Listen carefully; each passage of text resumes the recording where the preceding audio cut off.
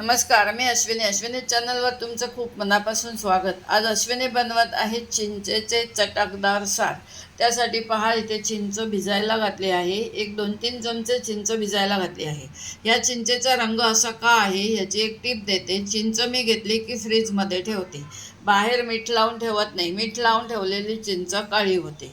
त्यासाठी लागणारं साहित्य आता हे असं तुम्हाला मी दाखवून घेतलं आहे। आता आपण कृती बघूया।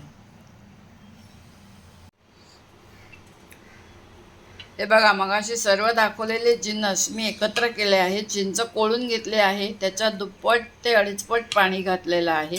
आणि डाळीचं पीठ आहे पहा, मी एवढंच कालवून घेतलेलं आहे, एक अर्धा चमचा डाळीचं पीठ मी त्यातलं सुद्धा हे पहा शिल्लक ठेवलेलं आहे।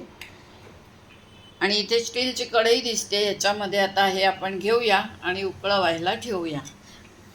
आणि मग ह्याला एक द्यायचे आहे चरचरीत फोडणी की तयार झालं चिंचेचे सार। हे पहा, आपण गॅसवर ठेवून घेतलेलं आहे चिंचेचं सार। आता हे उकळू द्या चांगलं, मग आपण ह्याला एक छानसा तडका द्यायचा आहे आणि चिंचेचं सार प्यायला घ्यायचं आहे।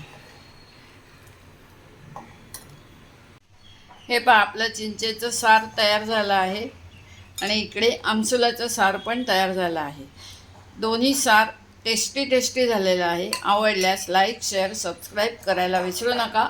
अवश्य एकदा तरी घरी करून पहा चिंच सार आणि आमसूल सार।